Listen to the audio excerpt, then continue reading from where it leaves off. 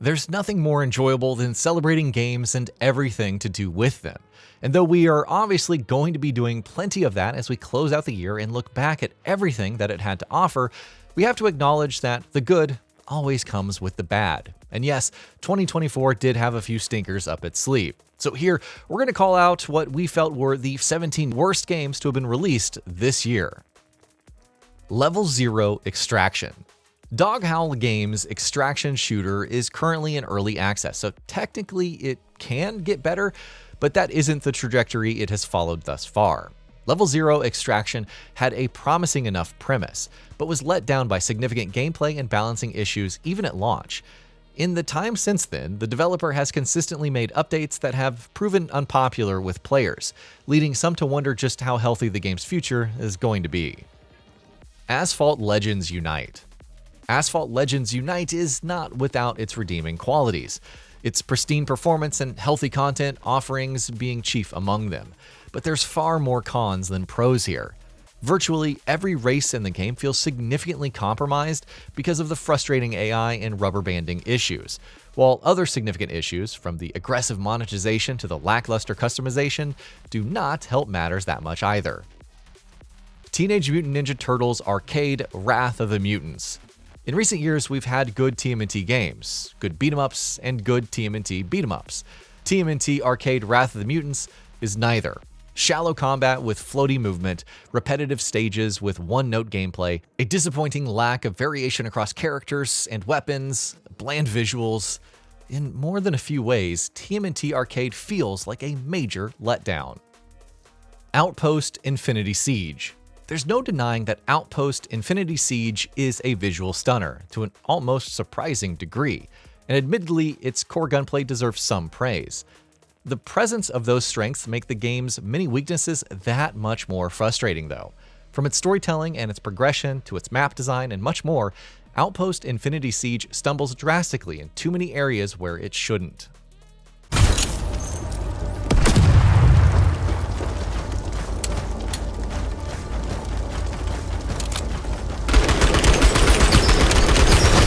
No More Room in Hell 2. No More Room in Hell 2 was certainly an exciting prospect to the fair few who had played its niche predecessor, but upon its early access release, it has proven to be a bitter disappointment so far. As if adopting an unimaginative and rote extraction shooter structure wasn't enough, the game also fails to deliver compelling gameplay with repetitive design, technical rough edges, and dull combat, dragging the entire experience down. Starship Troopers Extermination. Helldivers 2 was a spectacular Starship Troopers surrogate upon its release earlier this year, but the beloved sci-fi IP did get its own game this year too, and sadly, it was much less successful. Slaughtering arachnids, building bases can be fun, but there's so much else that holds the game back. The progression feels plodding, some key multiplayer features are missing, performance is problematic, certain elements of the experience feel half-baked, and we could go on. The casting of Frank Stone. Supermassive Games has made a habit of releasing critically and commercially successful horror adventure games, and by all accounts, that's what Dead by Daylight's spin-off, The Casting of Frank Stone, should have been. It is, however, a rare blip for the studio. Though visually impressive and boasting solid acting performances, as is always the case with any supermassive joint, Frank Stone fails in almost every way that's important, from nonsensical storytelling and bland gameplay and more. Die by the Blade. A 1v1 fighting game that pits samurai against samurai. That is a fascinating premise, no doubt, but Die by the Blade sadly doesn't do it justice. There's no doubt that there's fun to be had here, but the overall package just doesn't feel substantial enough, while the core gameplay itself also has its issues, whether it's the sluggish movement or bare-bones multiplayer progression. There is a good idea in here, but it sadly just doesn't do enough to grow into a good game. Skull and Bones.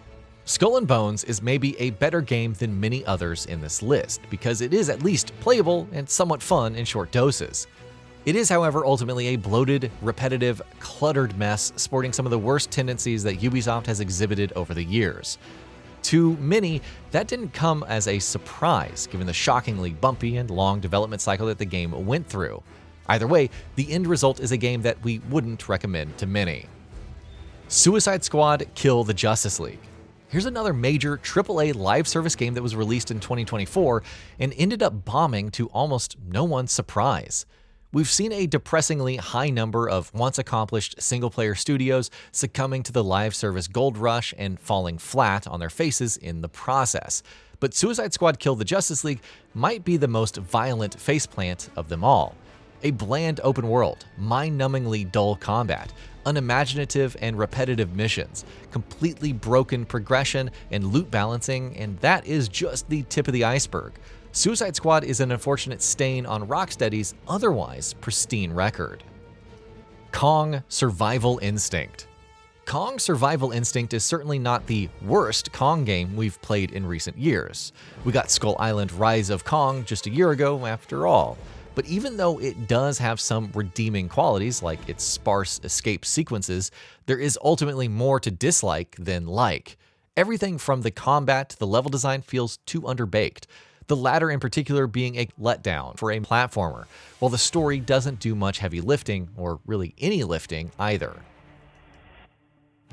G.I. Joe Wrath of Cobra. Fans of beat-em-ups have been treated to a pleasantly shocking number of great new releases in recent years, but it's fair to say that G.I. Joe Wrath of Cobra does not warrant a place on that list. It sports a vibrant retro aesthetic, and combat can occasionally be enjoyable, but from poorly designed bosses to repetitive encounters to overly straightforward levels, it disappoints in too many areas that are critical in any beat-em-up. Numata. Being in a new golden age of survival horror games means there's an abundance of great games to play for genre fans, but it also means there's plenty of bad ones to sift through as well. Sadly, Numata belongs in the latter category. From rough storytelling and frustrating level design to clunky combat and more, the game suffers from some serious issues. It deserves credit for how good it looks, especially for a game designed by a single person, but there's ultimately far too many issues here for this game to be recommended to anyone. Looney Tunes' Wacky World of Sports.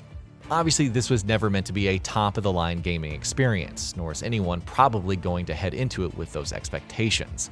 But Looney Tunes' Wacky World of Sports could leave you frustrated even if you lower your expectations. It looks pleasant enough, but moment-to-moment gameplay is clunky.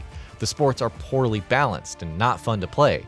There's a shocking lack of some rather obvious features like online play, and there's quite a few technical issues as well. Taxi Life, a city driving simulator.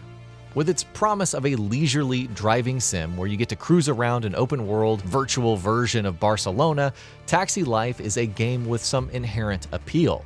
It doesn't do much to justify its oddly compelling premise, however.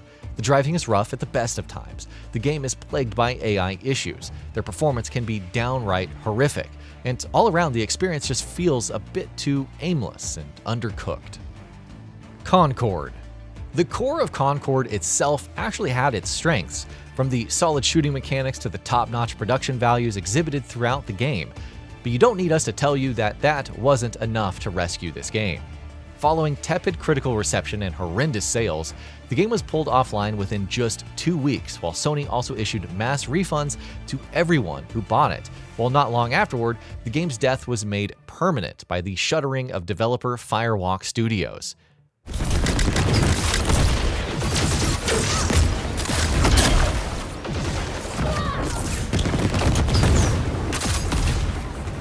Concord is one of the biggest and most high-profile flops in gaming history, and the fact that that statement can be said without a hint of exaggeration should tell you everything that you need to know about how much of a disaster this whole thing was. Towers of Agaza. Towers of Agaza looked like a game with a ton of potential thanks to its interesting art style and great visuals. However, in almost every other department, the game is a failure. The combat is bland, resource gathering is inefficient, and it has a bag full of so many issues that will make you pull your hair out. Surely the developers will update it over time, but man, Towers of Agaza is a complete letdown. And that'll be about it for this one. If you guys like what we're doing at GamingBolt, please consider subscribing to our channel, and I'll see you guys on the next video.